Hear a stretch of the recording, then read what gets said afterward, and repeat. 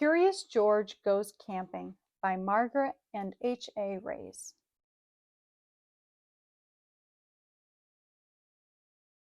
This is George.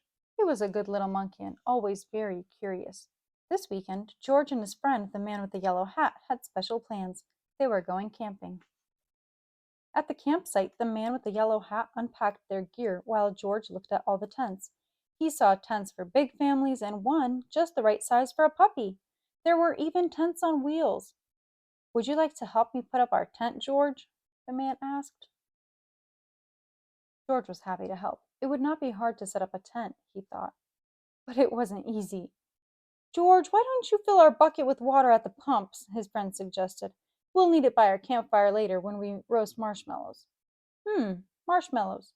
George loved marshmallows. He couldn't wait to try them roasted. "Now don't wander off and get into trouble," the man warned. But George did not hear him. He was already gone. At the pump, George worked the handle up and down. Soon his bucket was full. On the way back down the trail, he saw a family packing up. George watched a girl pour her bucket of water on a campfire. The fire sizzled out. George thought that looked like fun. He poured his bucket of water on the next campfire. "Hey!" yelled the camper. "We weren't finished with that yet!" The camper began to chase George, but George didn't mean to cause trouble. Now he only wanted to hide. He ran into the forest as fast as he could, but the camper's footsteps followed close behind. George ran faster and faster.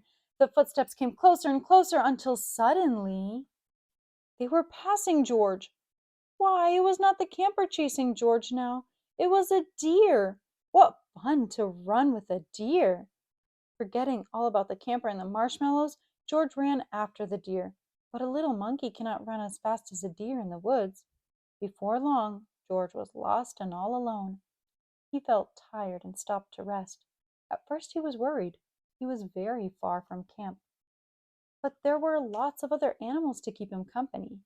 He saw a lizard sunning on a rock and a squirrel chattering in a tree. Then he saw the tail of a black and white kitty peeking out from under a bush. He was curious. Would the kitty like to play?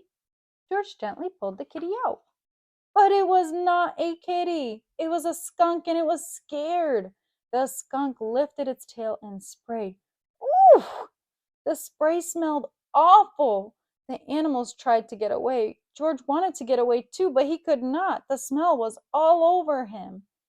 How would he ever get rid of this awful smell? He wondered. Too bad he could not take a bath in the woods. Then George had an idea.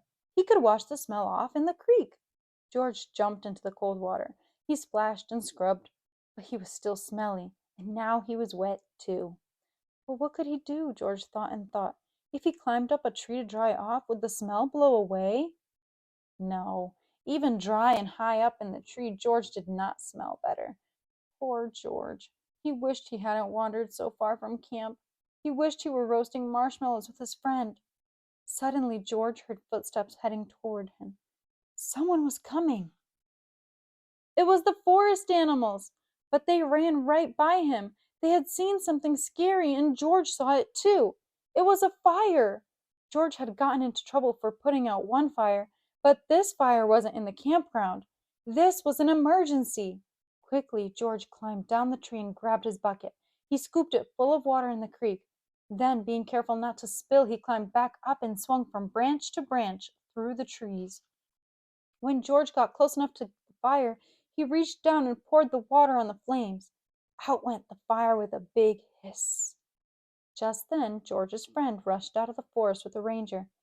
"George!" he called. "I was afraid you would be here." "It's a good thing you were here, George," the ranger said. "We saw smoke from the campground, but you put this fire out just in time." George was glad to help, and the man with the yellow hat was glad to see that George was safe. But he had a funny look on his face. "George," he asked, "what is that smell?" Back at the campsite, George's friend helped him get rid of the awful smell. After a strange bath in tomato juice, George smelled fine. Then the man with the yellow hat invited the ranger to cook dinner with them over their own small campfire. "Fires can be nice if you're careful," said the ranger. George agreed, especially for roasting marshmallows.